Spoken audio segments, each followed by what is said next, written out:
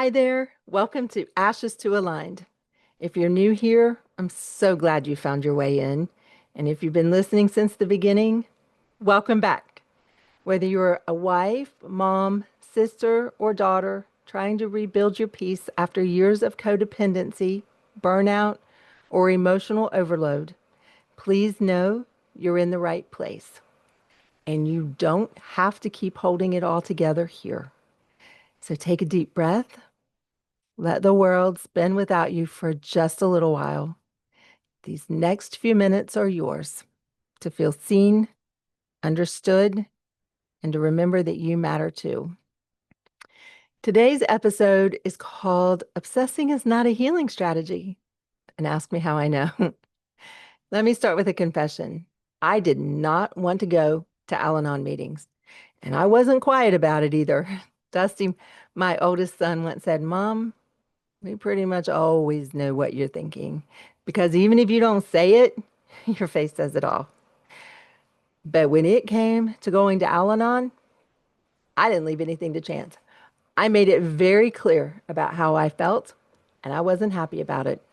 At the time, I was already a full time caregiver for my husband, who was battling a brain tumor. I was trying to keep both of my sons alive through active addiction, and I was still holding on, albeit by a thread, to my writing career.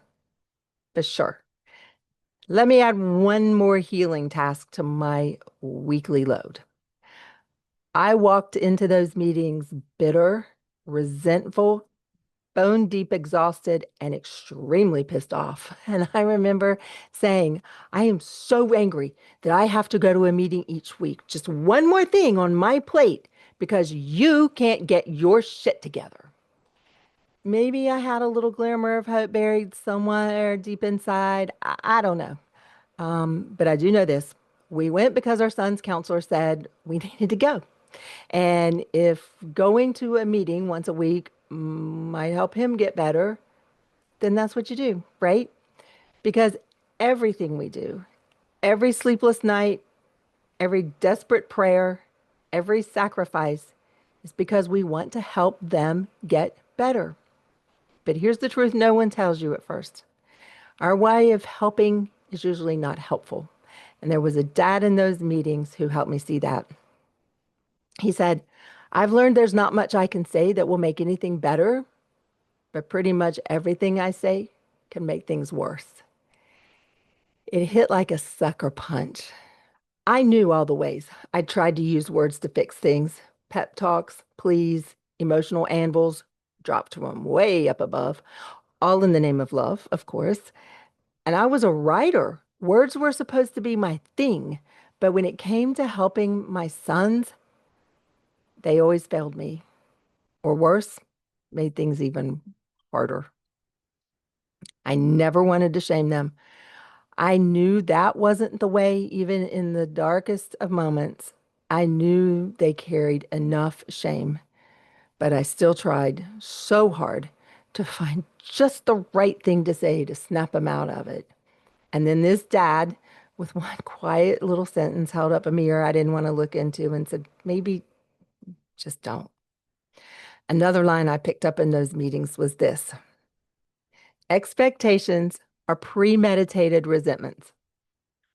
Let me say that again because damn, expectations are premeditated resentments. I had so many expectations about how my son's recovery should go, how they should behave, what our life should look like. Some of those expectations were obvious. Things like money in my wallet is mine. Electronics you didn't buy shouldn't disappear. Basic stuff most of us would agree on. But other expectations were unspoken, invisible, and just as destructive. If I sacrifice everything, you'll get clean. If I keep showing up, you'll stop disappearing. If I carry all this pain, you'll finally get better. I never said any of those things out loud, but I believed them. Deep down, I expected them. And every time reality didn't match up with my silent contract, I fell deeper into disappointment, bitterness, and emotional exhaustion. I blamed my sons for my pain. But truthfully, I had set myself up for heartbreak with expectations they never agreed to. There was one more gem from those meetings, and it sounded so simple.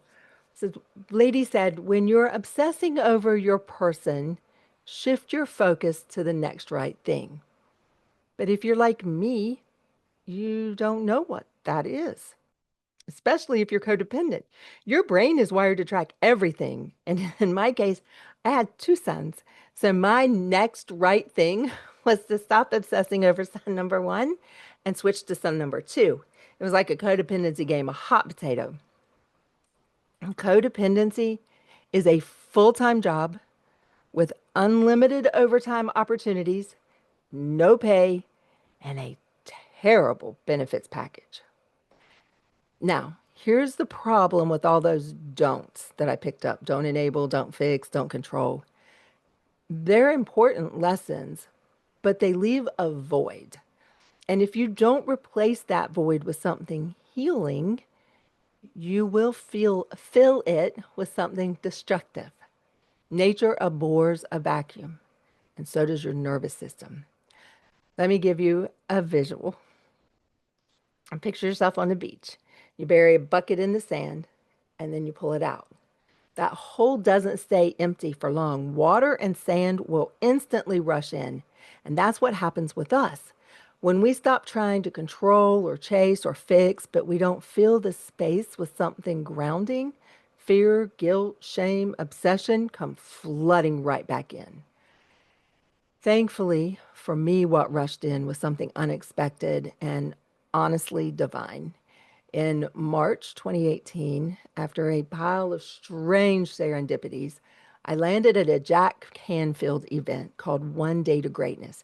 It was held in a large room in the convention center, and I was sitting off to the left, trying to kind of keep my distance, but I was watching and I was taking it all in. And something inside of me started to shift just within the first couple of hours. And I remember looking around the room at all these people who seemed to be light and happy and whole. And I thought, maybe life doesn't have to be this hard. Maybe there is a way out of this. That day, I decided to become a certified Canfield trainer, which was one of the best decisions I have ever made. In that training, I didn't just learn new strategies. I learned that I had to stop obsessing over my sons and their healing and start focusing on my own. Once I started working on myself, I shifted my energy towards my recovery and everything changed. Not because they changed, but because I did. And that shift gave them permission to find a different way too. Some days they did, some days they didn't, but I was finally okay no matter what they did because I was finally showing up for me. Now, listen, I know that being okay can feel selfish, like you're abandoning them. I've been there too. Years ago, I had an ad running that said, "You might not believe it, but it's possible to be happy even if you love someone struggling with addiction." A stranger commented and said, "No one with an ounce of sympathy or empathy could be happy if they love an addict. Peddle your bullshit elsewhere." I was like, whoa. I mean, that comment made me question everything. Maybe I was wrong. Maybe it was selfish. Maybe I didn't have enough empathy. But now I know better because I've lived it and I've watched one of my sons live it too. The story I'm about to share might not sound like a big deal to most people, but for me, it's huge. A couple of nights ago, it's about 10 o'clock, I called my youngest son, the one I used to have no relationship with. There was a time 7 years ago, I actually moved and didn't tell him where I lived. He was so deep in his addiction, and I just couldn't risk being that close to his chaos anymore. So I moved, and for nearly 6 months, he didn't know where I lived. We were completely disconnected. It was heartbreaking, but it was necessary.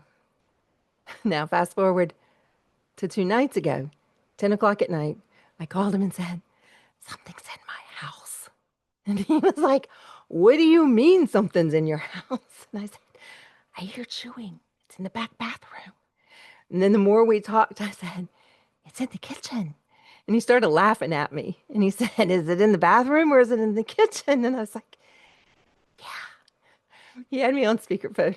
So my beautiful and my amazing daughter-in-law said, "Go over there." So he got up, he got dressed, and he was at my house about 5 minutes later, where we discovered I have mice, plural, apparently, since I'm hearing them in multiple places. Now, 7 years ago, I wouldn't tell him where I lived. Now, we show up for each other without question. He even told me he wants to be part of this podcast. He wants to share his story to give hope and encouragement to others. He wants to show that healing is possible even when things look hopeless. And he told me point blank one day, "If you hadn't done your work too, we wouldn't be where we are today." So let me say this clearly. You being okay is not a betrayal. It's a beginning. You don't need to earn your healing by proving you love them enough. You don't need to wait until they're clean. You can start now because obsessing isn't a healing strategy, it's a survival one. And you're not here to just survive anymore. You're here to rise, to reclaim your life, and to come back home to you.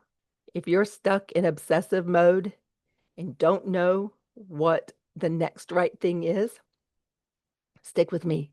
I'll be sharing the roadmap that helped me step by step move out of that chaos, tools that help me heal, stories from our wreckage, and guests who have lived this too, including my son.